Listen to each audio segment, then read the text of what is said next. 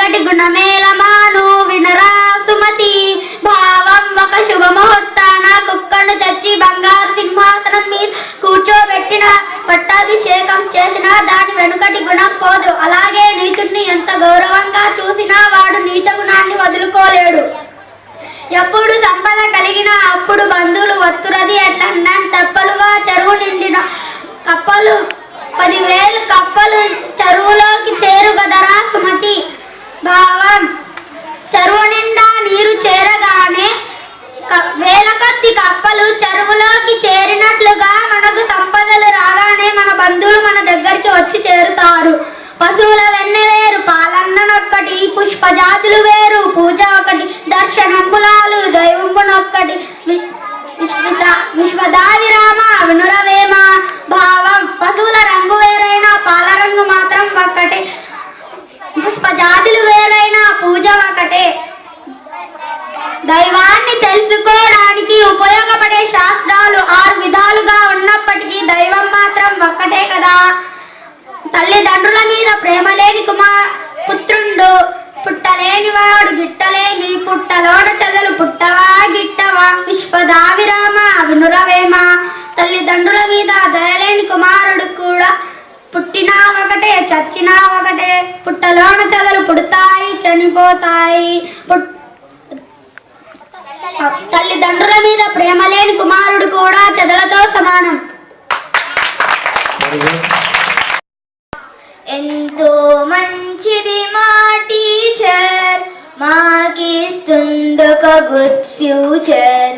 Laughing talks, loving looks, like a mummy my teacher.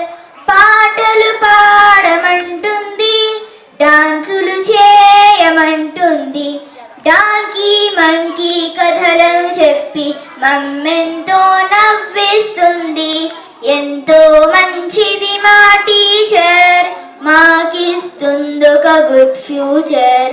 Laughing talks, loving looks, like a mummy my teacher. చాక్లెట్లెన్నో ఇస్తుంది, పండ్లు ఫలాలు తెస్తుంది. She will shot like a mummy my teacher. ఎంతో మంచిది మా teacher, మాకిస్తుందొక good future. Laughing talks, loving looks, like a mummy my teacher. ఆటలు ఆడమంటుంది, ఎన్నో ఆటలు ఆడిస్తుంది. ఆటల్లోనే ఆటల్లాగా పాఠాలెన్నో చెబుతుంది. ఎంతో మంచిది మా టీచర్, మాకిస్తుందొక good future. Laughing talks, loving looks, like a mummy my teacher. మా స్కూలు వంటిది స్కూలేది, మా టీచర్ కిలలో సాటేది. ఇంట్లో కంటే స్కూల్లో ఉంటే మా అందరికీ హ్యాపీనెస్. ఎంతో మంచిది మా టీచర్, మాకిస్తుందొక good future. Laughing talks, loving looks, like a mummy my teacher.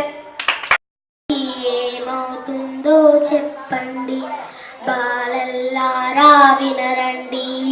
ఏమవుతుందో చెప్పండి, సూర్యుడు ఉదయించకుండా వెలుగు వేడి ఇవ్వకుంటే ఎలా ఉంటుందో చెప్పండి.